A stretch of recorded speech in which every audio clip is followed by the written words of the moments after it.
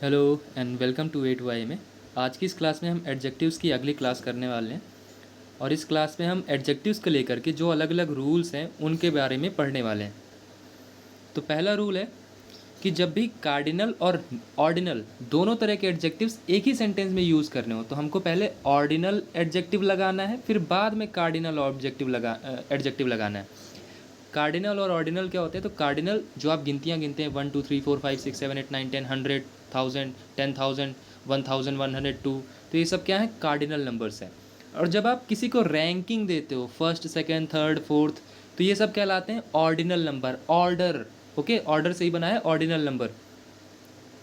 तो इसमें पहले ऑर्डिनल नंबर आएगा, फिर इसके बाद कार्डिनल नंबर आएगा। अब एग्जांपल में I have read the first 2 chapters. Okay यार, I have read the 2 first chapters of this book. तो भाई यहाँ पे 2 फर्स्ट लिखा हुआ है, ये गलत है, इसको फर्स्ट 2 करेंगे।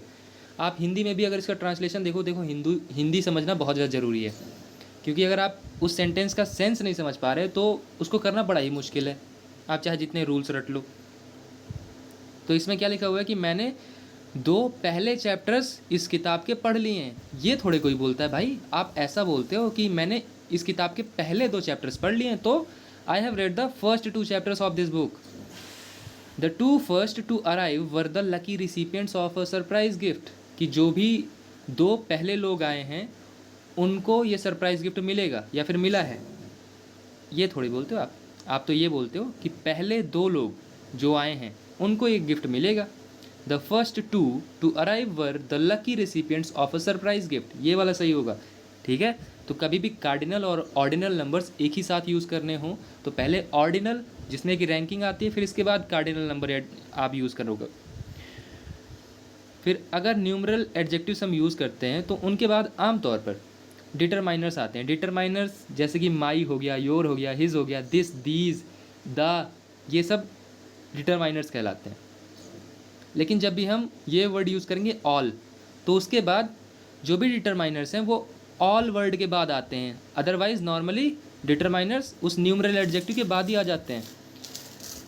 जैसे कि यहाँ पे सेंटेंस दिया हुआ है, हर 2 ब्रदर्स रूपेश एंड भूपेश या Bhupat are very intelligent and hard working.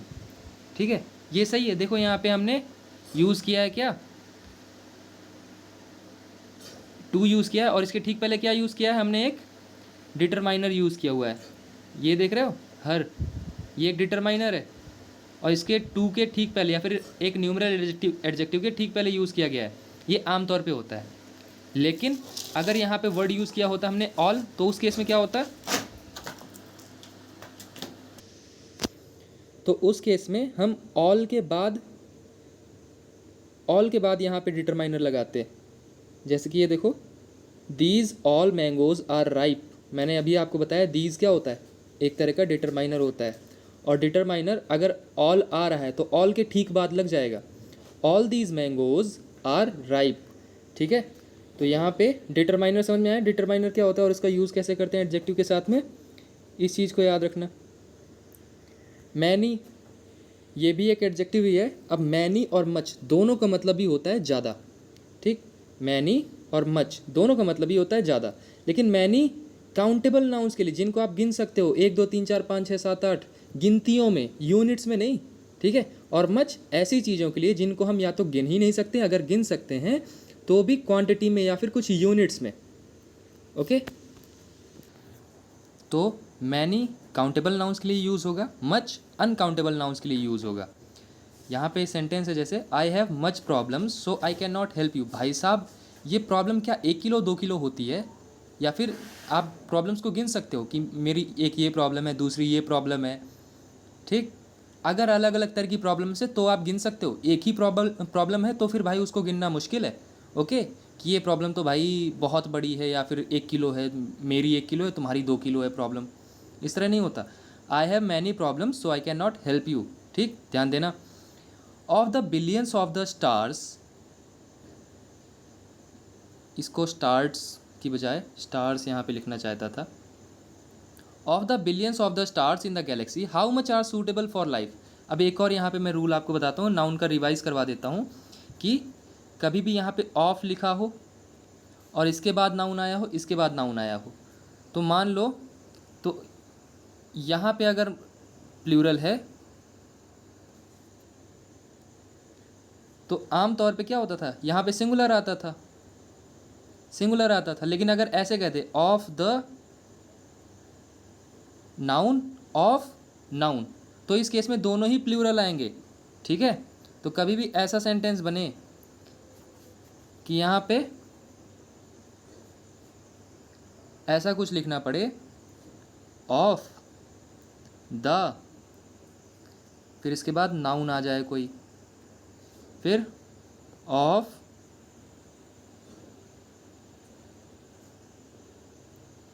Dash, फिर से नाउन, तो इस केस में दोनों ही नाउन कैसे होंगे, प्लूरल होंगे। ठीक है, of the billions of the stars, यहाँ पे भी द आता है, तो दोनों ही प्लूरल होंगे, ध्यान देना। Of the billions of the stars in the galaxy how much are suitable for life. भाई आप स्टार्स को गिन रहे हो ना, तो स्टार्स को तो गिन सकते हैं यार, 1 2 3 4, या फिर, है ना। तो यहाँ पे मच क्यों यूज़ किया गया है, यहाँ पर तो मैनी यूज़ होना चाहिए। ओके, समझ आया। ऐसे writing is an art that requires many planning on the part of the writer, कि ऐसे राइटिंग एक ऐसी आर्ट है जो कि जो राइटर है उसको काफ़ी प्लानिंग करनी पड़ती है। तो भाई प्लानिंग को आप गिनते हो क्या, कि मैंने 1 प्लानिंग कर ली, 2 प्लानिंग कर ली, ऐसे नहीं करते ना आप। वो तो प्लानिंग तो अनकाउंटेबल है, एक वर्क है, वर्क तो अनकाउंटेबल होते हैं आमतौर पे। तो यहाँ पे मैनी प्लानिंग की बजाय क्या आएगा, मच प्लानिंग आएगा। Very good. ओके, फिर आमतौर पे जब आप कंपेरेटिव डिग्री एडजेक्टिव की यूज़ करते हो तो उनके साथ में देन का यूज़ होता है, जैसे कि you are better than I am, है ना। तो इस केस में देन यूज़ होता है। लेकिन अगर कुछ ऐसे एडजेक्टिव्स हैं जिनके लास्ट में ओ आर आता है, जैसे inferior, superior, prior, anterior, posterior, senior, junior, तो इनके बाद जो कंपैरिजन करने के लिए जो प्रीपोजिशन यूज़ करते हैं वो देन ना यूज़ करके टू का यूज़ करते हैं। ठीक है, अब ध्यान देना, यहाँ पे कुछ वर्ड्स हैं जिनका एक्सेप्शन है, major, minor, exterior, interior, ulterior. Ulterior का मतलब होता है छिपा हुआ। ठीक है, जैसे ulterior motive, your ulterior motive was to gain confidence of the boss. Ulterior मतलब कि छुपा हुआ। Ramesh is inferior than Prakash in intelligence. भाई मैंने अभी बताया कि जिनके भी लास्ट में ओ आर हो उनके साथ में अगर हमको कंपेयर करना है तो प्रीपोजिशन देन की बजाय टू का यूज़ करते हैं। तो Ramesh is inferior to Prakash in intelligence. It seems superior than that, ना ना, it seems superior to that, ये सही है। Ramesh is senior to me. अब कुछ ऐसे एडजेक्टिव्स भी होते हैं जिनका कंपैरेटिव या सुपरलेटिव डिग्री बनता ही नहीं है, वो हमेशा ही पॉजिटिव थे, पॉजिटिव हैं, पॉजिटिव रहेंगे, उनकी डिग्री को आप चेंज नहीं कर सकते हैं। और अगर आप कर रहे हैं तो आप वाकई बहुत बड़े मूर्ख हैं। जैसे कि कुछ वर्ड्स मैं बता देता हूँ, जितने भी शेप्स होते हैं, तो शेप्स का तो भाई आप सुपरलेटिव या फिर कंपैरेटिव कर ही नहीं सकते हो। आप कभी ये कहते हो क्या कि ये चीज़ ज़्यादा गोल है, भाई या तो वो चीज़ गोल है या फिर नहीं है। थोड़ा सा भी वहाँ पे टेढ़ा मेढ़ा तो गोल थोड़े है वो, गोल का तो एक परफेक्ट डेफिनेशन होता है। तो शेप्स हो गए, फिर इसके बाद जैसे कुछ वर्ड्स हो गए, perfect, eternal, universal, unique, absolute, complete, entire, full, whole, chief, extreme, ये जितने वर्ड्स लिखे हैं ये सब के सब। तो जिसमें भी आपको इनके अलावा भी कुछ वर्ड्स हो सकते हैं जो कि आप सोच सकें कि जिनका कंपैरेटिव बनाना या सुपरलेटिव बनाना बड़ा ही सेंसलेस लगे, बेसलेस लगे, तो उनको बनाने की ज़रूरत नहीं कंपैरेटिव या सुपरलेटिव। ठीक। Are field is more square than theirs, ये क्या होता है भाई, ज़्यादा स्क्वायर होना। भाई तुम्हारी भी स्क्वायर होगी, उसकी भी स्क्वायर होगी, ज़्यादा ज़्यादा यही हो सकता है। या फिर दोनों की स्क्वायर नहीं होगी, या फिर किसी एक की होगी, या फिर और किसी एक की नहीं होगी। ये थोड़े होता है कि तुम्हारी स्क्वायर है और मेरी थोड़ी ज़्यादा स्क्वायर है। तो इसका सही क्या होगा, आर फील्ड इज़ स्क्वायर, बस इतनी सी बात है। That was the most unique opportunity he got in his life. भाई यूनिक तो यूनिक होता है, मोर यूनिक क्या होता है, यूनिक का मतलब ही होता है कि इसके जैसा कुछ और नहीं है। अब इसके जैसा कुछ और नहीं तो आप उसको कंपेयर कैसे कर रहे हो, या फिर उसको दूसरी चीज़ों से बेस्ट कैसे बता रहे हो, ऐसे थोड़े होता है। यूनिक इज़ यूनिक, ना किसी से ज़्यादा ना किसी से कम। तो that was the unique opportunity he got in his life. इस तरह के जितने भी सेंटेंसेज आप सोच सकते हो या फिर जितने भी वर्ड्स आप सोच सकते हो सब में अपनी बुद्धि लगा लेना, क्योंकि लैंग्वेज है यार, लैंग्वेज में पता नहीं क्या वर्ड आपको दे देंगे, और सीडीएस के एग्ज़ाम में तो ऐसे ही होता है। नेवर यूज़ डबल कंपेरेटिव, और डबल कंपेरेटिव की ही बात नहीं कर रहा मैं, हर एक यहाँ पे यहाँ पे टाइप ऑफ वर्ड के लिए बात कर रहा हूँ कि एक टाइप ऑफ वर्ड्स लगातार नहीं यूज़ कर सकते आप, तो डबल कंपेरेटिव यूज़ नहीं करना है। You must not use more before a comparative degree of adjective, और मोस्ट को सुपरलेटिव डिग्री के पहले नहीं यूज़ करना है। जैसे कि आप कह दो you are more better than me, ऐसे थोड़े होता है, you are better than me enough है भाई, you are more better than me बहुत गलत हो जाएगा, गंवार लगोगे आप, ऐसा नहीं करना है। I was more better at maths than he. अब हाँ, एक और चीज़ बताता हूँ कि मैंने यहाँ पे ही क्यों लिखा है, हिम क्यों नहीं लिखा है। तो भाई ये मैंने प्रोनाउन वाली क्लास में वैसे तो बता रखा है, लेकिन फिर भी एक बार रिवाइज़ करवा देता हूँ कि आई का कंपैरिजन यहाँ पे किससे हो रहा है, ही से हो रहा है ना, ठीक है।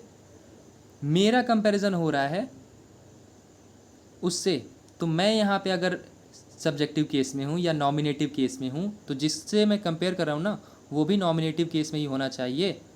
ओके, तो I was better at maths than he was यहाँ पे छुपा हुआ है।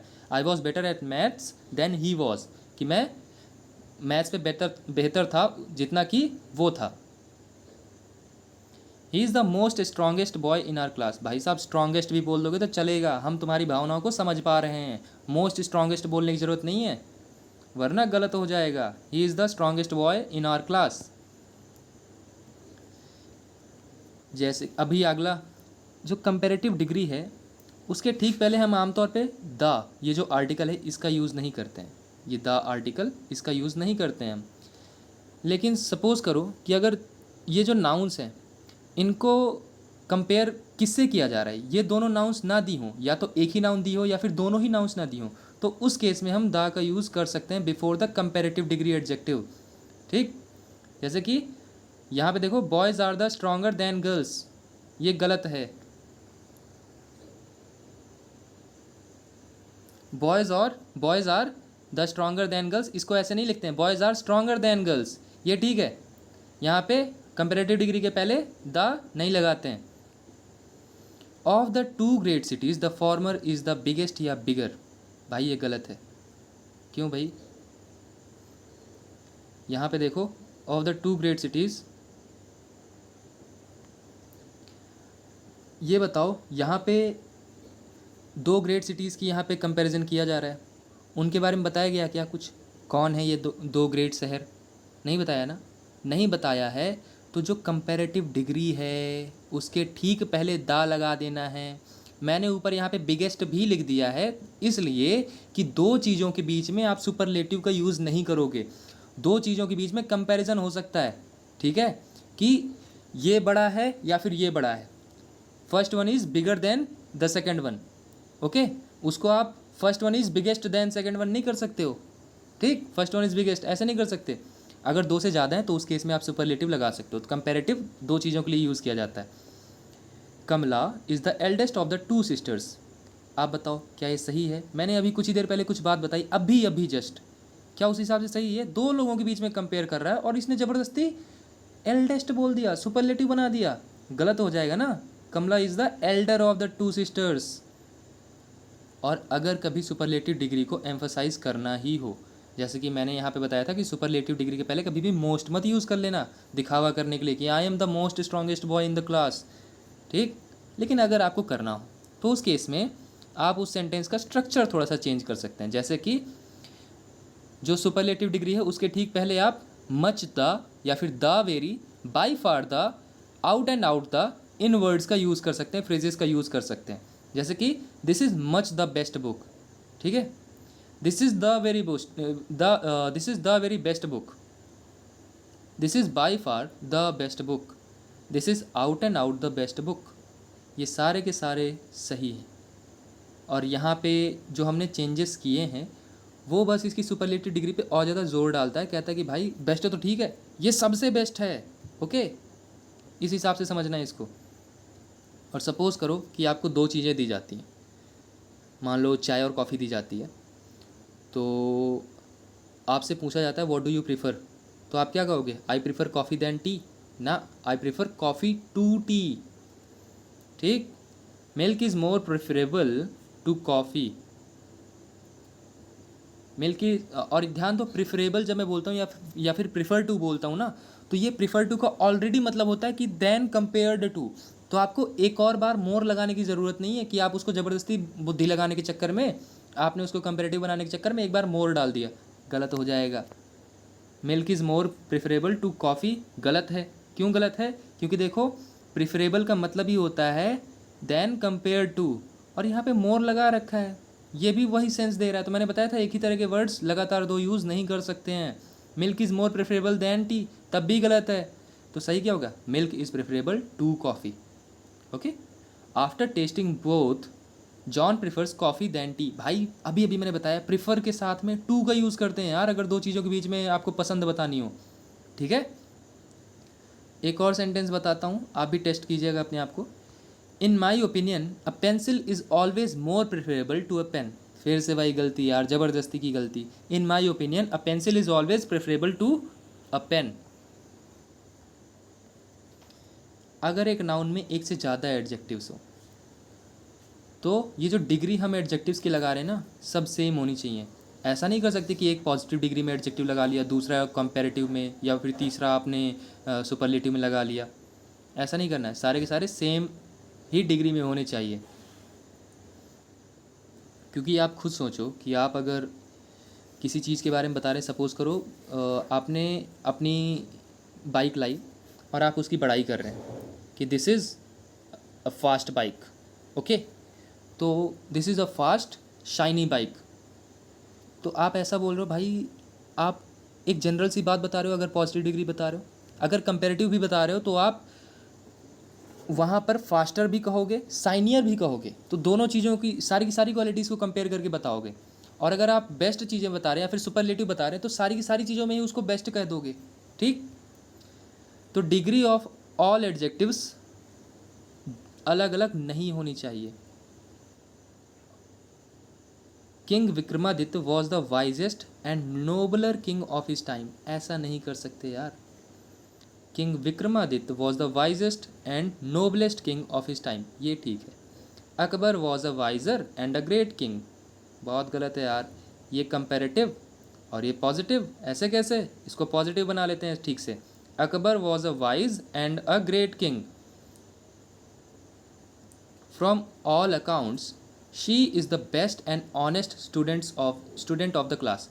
ये वाला क्वेश्चन आप खुद से करिएगा और यहाँ पे इसको क्वेश्चन नंबर 1 डाल करके, क्वेश्चन नंबर 1 डाल करके इसका आंसर लिख दीजिएगा कि इसमें ए आएगा, बी आएगा, सी आएगा, डी आएगा। अगर आपको यहाँ पे समझ आया होगा तो आप कर लोगे। यूज़ ऑफ मोस्ट किस लिए करते हैं? ये मच या मैनी या सम का सुपरलेटिव डिग्री होता है, जिसका मतलब होता है कि नंबर या अमाउंट में सबसे ज़्यादा। तो इसका मोस्ट का यूज़ किस तरह से करते हैं? Of all the models Jessica is the more good looking one. अब सारी की सारी मॉडल से आप कंपेयर कर रहे हो और उन सारी मॉडल से कंपेयर करके किसी एक को चूज़ कर रहे हो कि इसमें ये सबसे ज़्यादा है। तो भाई मैंने अभी कुछ देर पहले बताया कि अगर दो लोगों में कंपैरिजन कर रहे हैं तो कंपैरेटिव डिग्री, दो से ज़्यादा लोगों में कंपेयर कर रहे हैं तो सुपरलेटिव डिग्री। ऐसा तो कोई रूल बताना ही नहीं चाहिए, लेकिन बस ज़बरदस्ती एक यहाँ पे स्लाइड भरने के लिए मैंने भी एक रूल बना दिया है। ठीक है, किताब में लिखा हुआ था। Of all the models Jessica is the most good looking one. ठीक है, मोस्ट वेरी के सेंस में भी यूज़ किया जाता है अगर हम द आर्टिकल को हटा दें। अभी जैसे कि आपने देखा यहाँ पे मोस्ट के ठीक पहले क्या आया है? द नाम से आर्टिकल आया है। अगर हम द आर्टिकल को हटा दें तो इसका सेंटेंस का मीनिंग जो है चेंज हो जाता है, और मोस्ट जो आमतौर पे मीनिंग रखता है सबसे ज़्यादा, उसका मतलब हो जाएगा वेरी, यानी कि बहुत। You are a most unusual person, तुम एक बहुत ही असामान्य व्यक्ति हो।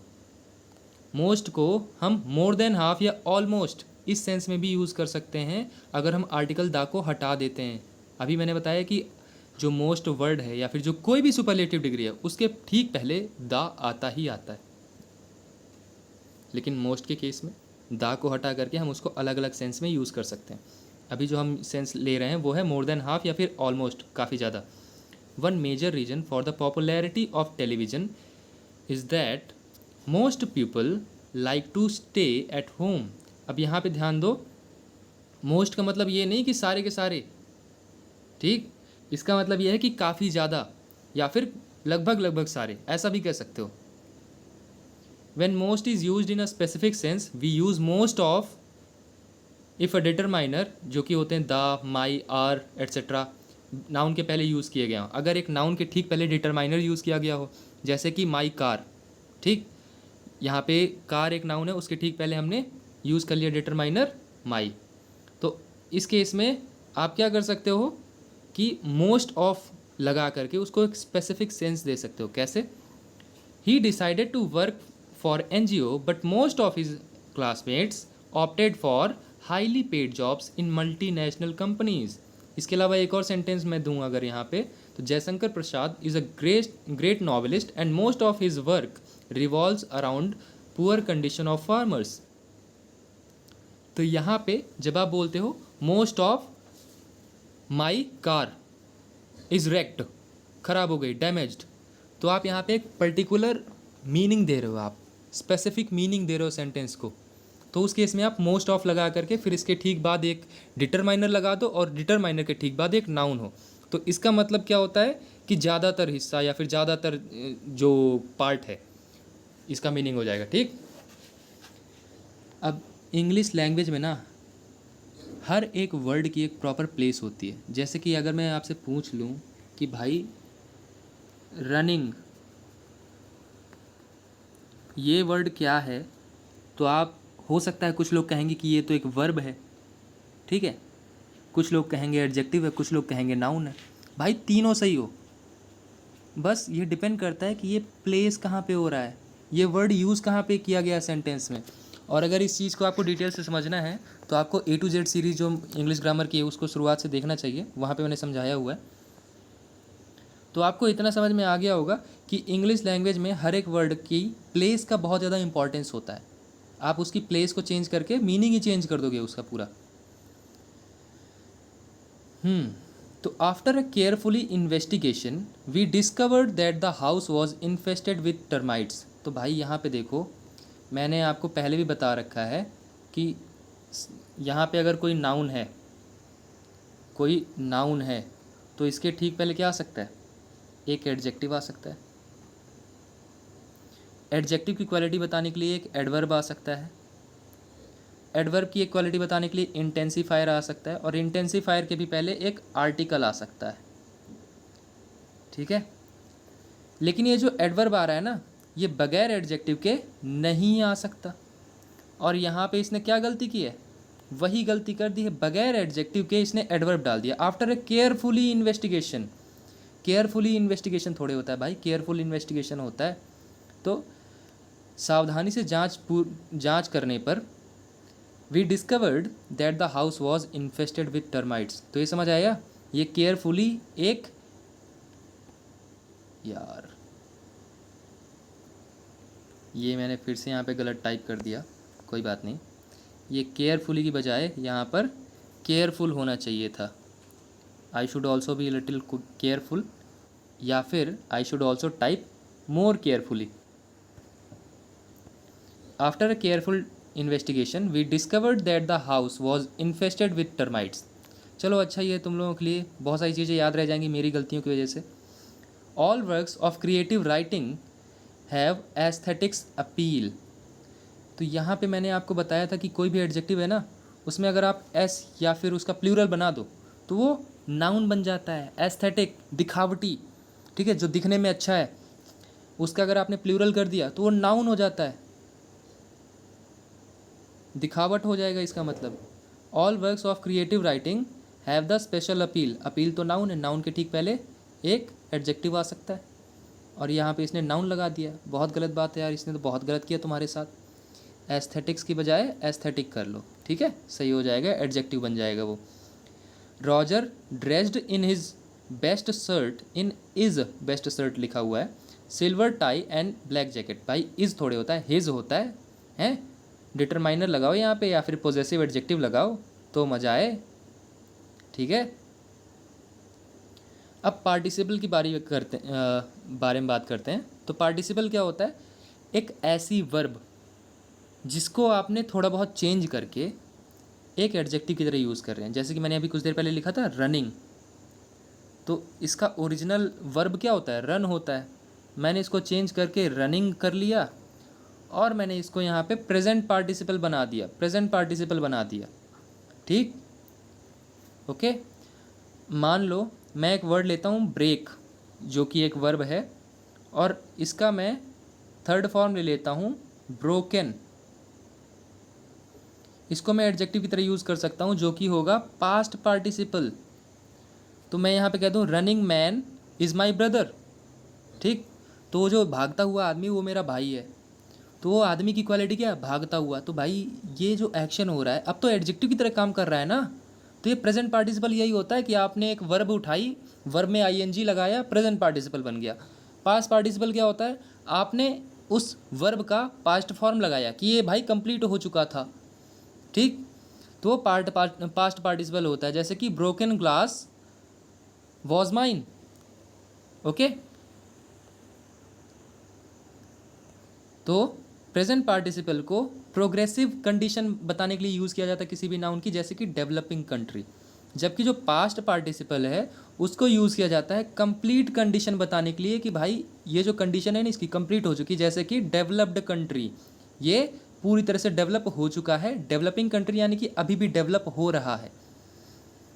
और कुछ पार्टिसिपल्स हैं जो कि सिर्फ और सिर्फ प्रेजेंट पार्टिसिपल फॉर्म में ही लगते हैं। जैसे कि इंटरेस्टिंग, इसका आप इंटरेस्टेड नहीं लगा सकते हो। देखो इंटरेस्टेड एक वर्ड होता है, बिल्कुल होता है, ठीक, लेकिन उसको आप पार्टिसिपल की तरह यूज़ नहीं कर सकते।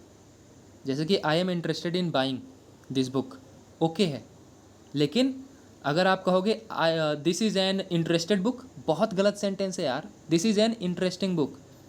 तो कुछ वर्ड्स ऐसे हैं जो कि सिर्फ और सिर्फ प्रेजेंट पार्टिसिपल फॉर्म में ही पाए जाते हैं। कुछ ऐसे पार्टिसिपल्स हैं जो कि सिर्फ और सिर्फ पास्ट पार्टिसिपल फॉर्म में पाए जाते हैं। जैसे कि टायरिंग या वुंडिंग सोल्जर क्या होता है भाई, वो थक रहा है सोल्जर, ये कैसे डिसाइड होता है, वो या तो थका हुआ होगा या फिर वो फ्रेश होगा पूरी तरह से। वुंडिंग सोल्जर, उसको घाव हो रहे हैं या उसके घाव हो चुके हैं या घाव हैं उसके। तो टायर्ड या वुंडेड सोल्जर, थोड़ा सा कॉमन सेंस यूज़ करना बहुत ही नॉर्मल सी चीज़ है यार इंग्लिश में। ठीक है, इतने सारे रूल्स आपको पढ़ने की ज़रूरत नहीं है, मैं बस आपको रिवाइज़ करवा रहा हूँ कि आपको पैटर्न नोटिस करवा रहा हूँ कि ऐसा ऐसा होता है, फिर आप अपनी बुद्धि लगा करके बहुत सारी चीज़ें कर सकते हैं खुद से। On entering the crowding room I could not see one person whom I knew. कि आप ये बताओ ये क्राउडिंग रूम क्या होता है भाई। क्राउडिंग रूम तो जैसा कुछ होता ही नहीं है। क्राउडेड रूम होता है, भीड़ भाड़ वाले रूम, है ना। तो यहाँ पे क्राउडिंग रूम को चेंज करके क्या करेंगे, क्राउडेड रूम चेंज कर देंगे।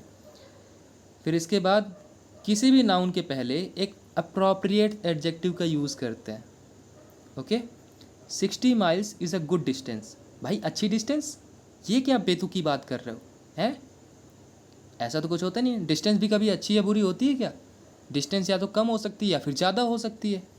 कल के दिन आप कह दो कि लाल रंग बहुत बड़ा होता है, ये क्या बेतुकी बात होती है। तो आपको जो भी एडजेक्टिव यूज़ करना है ना, तो थोड़ा सोच समझ के यूज़ करना है। ऐसे नहीं कि आपने दो चार वर्ड्स उठाए, ज़बरदस्ती उनको जमा करके आपने एक सेंटेंस बना दिया, ऐसा नहीं करना है। ठीक है, 60 miles is a great distance. फिर एक और सेंटेंस मैं आपको देता हूँ। 3 conditions critical for growing plants are soil, temperature, chemical balance और अमाउंट ऑफ मॉइस्चर। तो क्रिटिकल, ये आप देख रहे हो, ये क्या है, ये एक एडजेक्टिव है। लेकिन क्रिटिकल का मतलब क्या है, जिसके बगैर काम ही ना चले। सॉरी, क्रूशियल का ये मतलब है। तो यहाँ पे क्रिटिकल की बजाय क्रूशियल यूज़ करना चाहिए था।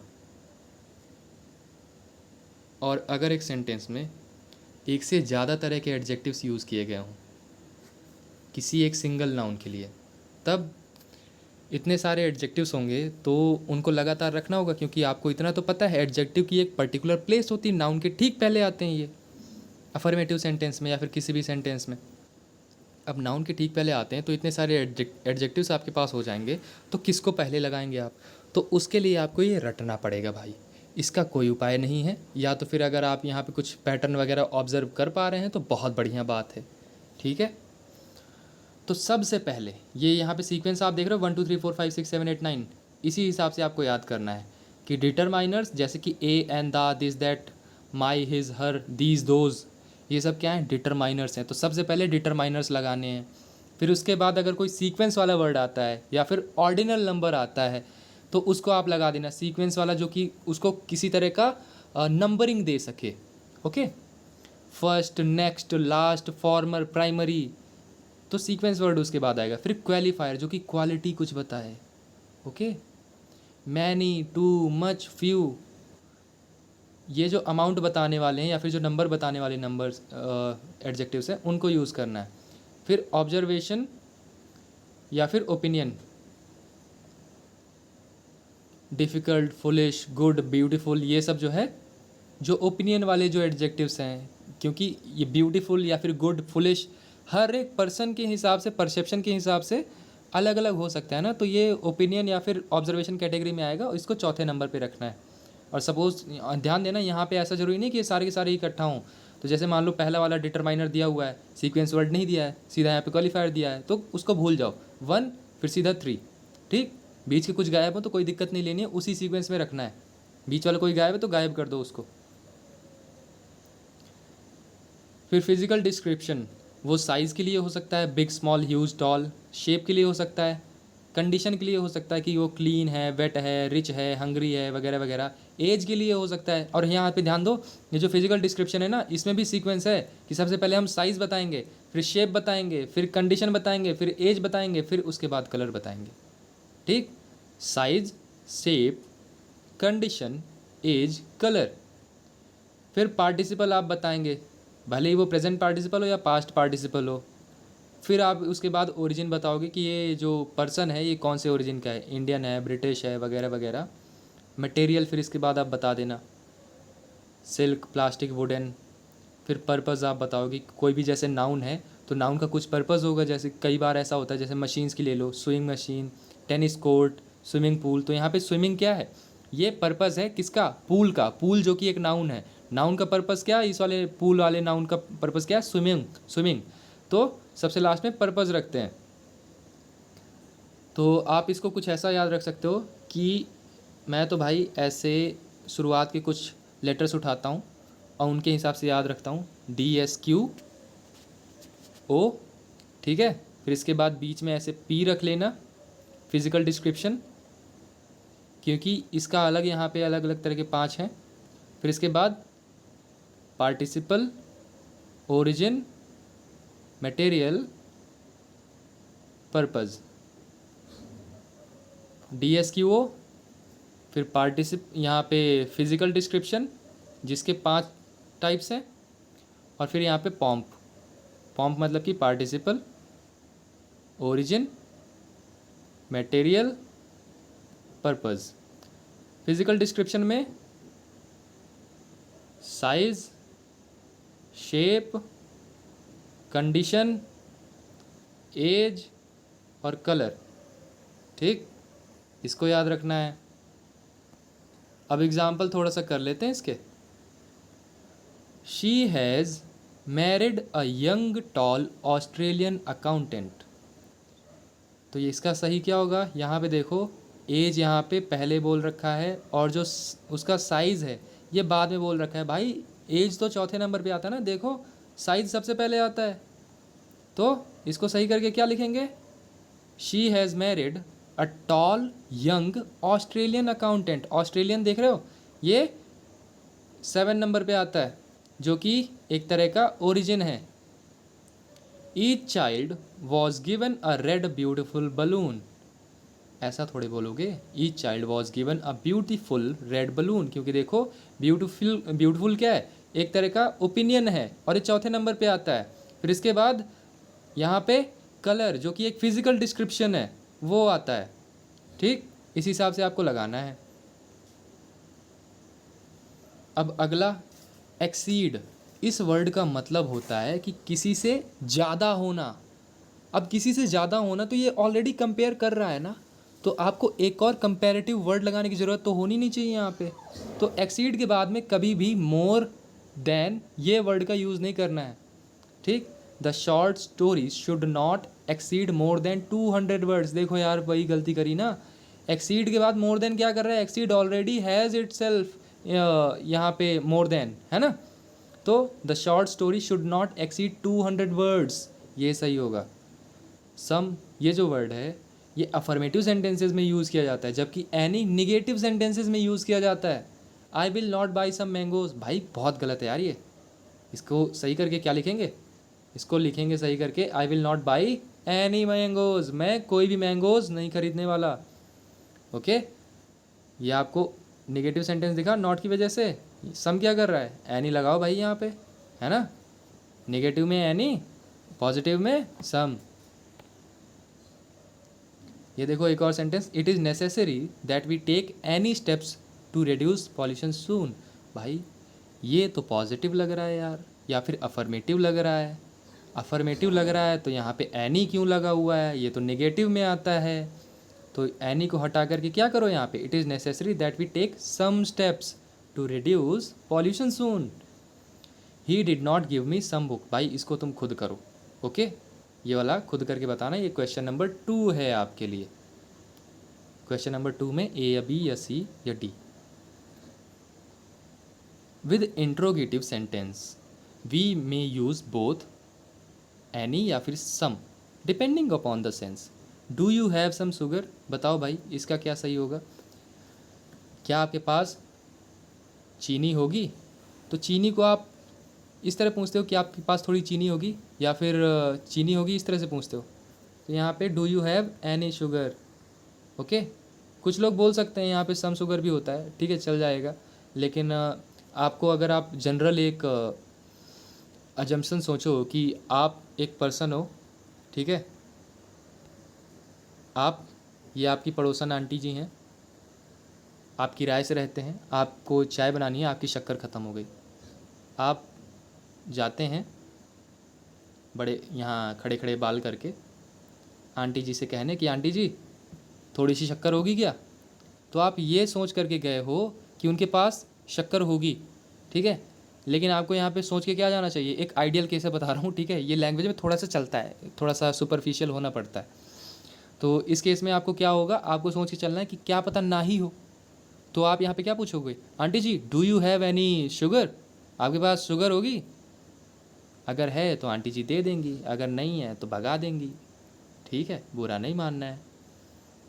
Do you have some sugar, तो इसका एनी शुगर कर लेंगे। May I give you dash advice, बताओ भाई, may I give you dash advice and some any, तो यहाँ पे सम आएगा। क्या मैं आपको थोड़ी एडवाइस दे सकता हूँ। अब एडवाइस के लिए गिनती मत करने लगना है, एक एडवाइस, दो advice, may I give you an advice, an नहीं लगाना है एडवाइस के साथ में। ओके, अगर आपको ए या एन लगाना ही है तो आपको कुछ ऐसा लगाना पड़ेगा, a piece of advice. Furniture के लिए भी यही होता है, आप 1-2 फर्नीचर्स नहीं बोल सकते हो। 1 furniture, 2 furnitures, 3 furnitures, 2 pieces of furniture बोल सकते हो, 3 पीसेज ऑफ या आइटम्स ऑफ फर्नीचर बोल सकते हो, वो चलेगा। आप सीधे सीधे इनका प्लूरल बना करके एडजेक्टिव नहीं लगा सकते इनके साथ में, ठीक है, ध्यान देना। फिर नन द वाइज़र, इसका मतलब होता है कि इससे ज़्यादा तो नहीं पता मुझे, ये इसका मतलब होता है। इसका मतलब ये नहीं कि नन द वाइज़र का ही मतलब नहीं पता मुझे, इसका मतलब मुझे पता है। नन द लेस, इसका मतलब होता है कि नॉट विथ स्टैंडिंग या नेवर द लेस, जिसका मतलब है फिर भी। नन द वर्स का मतलब होता है कि कुछ बुरा हो गया लेकिन फिर भी ठीक है सिचुएशन, ऐसा कुछ। He tried to explain the tax structure but in the end I was none the wiser, कि उसने मुझे टैक्स स्ट्रक्चर समझाने की कोशिश तो की, लेकिन मैं पहले जैसा ही था कि पहले भी मुझे नहीं पता था, उसके बताने के बाद भी नहीं मुझे पता है। तो इस केस में आप क्या यूज़ करते हो, नन द वाइज़र, इस फ्रेज़ का यूज़ करते हो। His face was serious but none the less very friendly, कि उसका फेस सीरियस तो था लेकिन फिर भी फ्रेंडली था। नेवर द लेस का मतलब क्या होता है, या फिर नन द लेस का मतलब क्या होता है। नन द लेस का मतलब या नेवर द लेस का मतलब होता है फिर भी। It was cold and windy during the parade but we were none the worse for the weather, कि यहाँ पे कोल्ड तो था मौसम, विंटर था, ओके, विंडी मौसम था, लेकिन फिर भी कुछ बुरा नहीं हुआ, इतना सब सिचुएशन ख़राब होने के बावजूद। ये वाला बताना भाई आप लोग, we were not the wiser after hearing the explanation. इसको बताना, क्वेश्चन नंबर 3 है ये आपके लिए, अगर आपको आया हो तो बता देना। ईच वर्ड जो है ये दो या दो से ज़्यादा लोगों के लिए यूज़ किया जा सकता है। मुझे लगता है कि जो प्रोनाउन वाली जो प्रैक्टिस क्वेश्चन वाली क्लास है उसमें मैंने ईच का सिर्फ 2 लोगों के लिए बता दिया है गलती से, उसको ध्यान देना कि वो 2 नहीं, 2 या 2 से ज़्यादा लोगों के लिए भी हो सकता है। और जबकि जो ये दूसरा वर्ड है एवरी, इसको हम हमेशा ही 2 से ज़्यादा लोगों के लिए यूज़ करते हैं। एवरी वर्ड 2 लोगों के लिए यूज़ नहीं कर सकते, ठीक है। He was carrying a suitcase in every hand. भाई तुम काली माता हो, हैं, तुम गणेश जी हो, तुम्हारे 4-4 हाथ हैं, 8-8 हाथ हैं, ऐसा नहीं है ना, 2 ही हाथ है, 2 ही हाथ है तो एवरी क्यों है यहाँ पे यार, ईच लगाओ ना। He was carrying suitcase in each hand, he earns only 5000 each या एवरी मंथ, चलेगा, ठीक है, ये वाला चलेगा क्योंकि आप 2 या 2 से ज़्यादा की ही बात कर रहे हो, 2 से ज़्यादा की ही बात कर रहे हो, सॉरी। और जब आप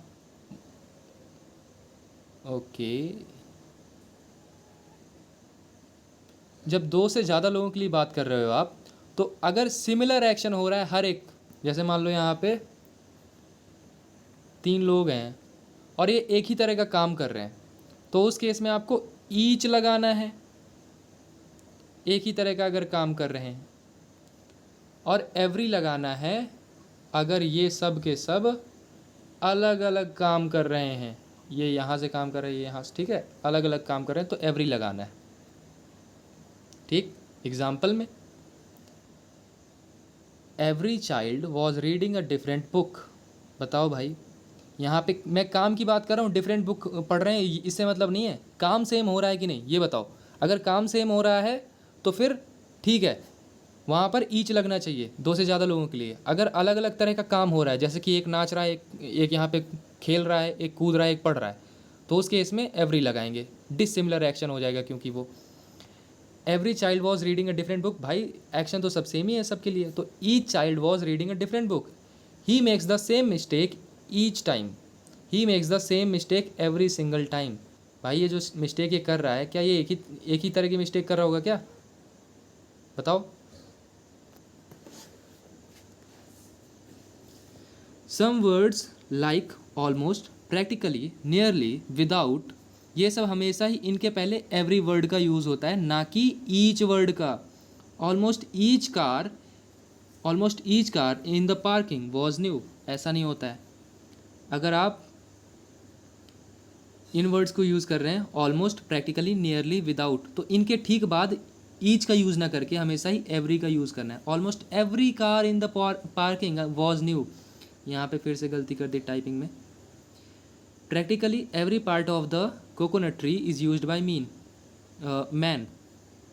ये वाला क्वेश्चन नंबर 4 है आपके लिए, चलो इसको भी बताना है आपको, ठीक है। फिर लास्ट में एक और सेंटेंस यहाँ पे रूल बचता है कि आपको ये वर्ड अगर मिलता है कंपैरेटिवली, तो कंपैरेटिवली का मतलब होता है कि कंपैरिजन में, इन द कंपैरिजन टू, ठीक। तो इसके बाद आपको कोई भी कंपैरेटिव डिग्री लगाने की ज़रूरत नहीं है क्योंकि ये खुद ही कंपेयर कर रहा है यार, okay.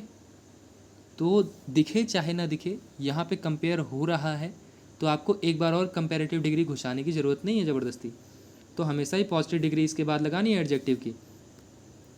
The prices of Adani power stocks are comparatively higher than that of last year. भाई ये देखो, comparatively higher than that of last year, बताओ। यहाँ पे मैंने इसमें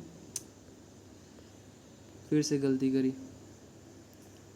खैर इसको सही कर देता हूँ। ये जो दूसरा सेंटेंस है यहाँ पे इसको सही करके हायर ना लिख करके हाई लिखेंगे, ठीक है। जो मैंने गलती करी है वो आपको गलती नहीं करनी है, हायर के बजाय हाई लिखना है, क्योंकि कंपैरेटिवली ऑलरेडी कैसा है, कंपैरेटिव डिग्री में है, तो हायर को यहाँ पे ज़बरदस्ती एक बार और कंपैरेटिव डिग्री में नहीं करना है, पॉजिटिव डिग्री में रखना है, high.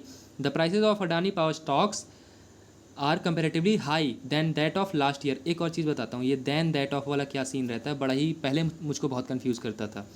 The prices of Adani power इनकी कंपैरिजन कर रहा है ना, दैट ऑफ लास्ट ईयर। तो भाई प्राइसेस की कंपैरिजन कर रहा है ये, अडानी पावर की कंपैरिजन नहीं कर रहा। तो प्राइसेस की कंपैरिजन कर रहा है, तो यहाँ पे दैट ऑफ का मतलब ये है प्राइसेस, ठीक है, प्राइसेस ऑफ। तो अगर आपको कुछ समझ नहीं आया तो please let me know in the comments, I shall try my best to explain in the easiest way possible. और हाँ, अगर कुछ यहाँ पे मिस्टेक हुई हो तो प्लीज़ पॉइंट आउट, ठीक, मैं वहाँ पे ज़रूर रिस्पॉन्ड करूँगा और उन गलतियों को देखूँगा, ठीक। और ये एडजेक्टिव क्लास इसी के साथ में समाप्त होती है, ख़त्म। अब अगली बार सिर्फ़ और सिर्फ एडजेक्टिव की जो प्रैक्टिस क्वेश्चंस हैं वो वाली क्लास आएगी। और तब तक के लिए जय हिंद, बाय बाय, टाटा।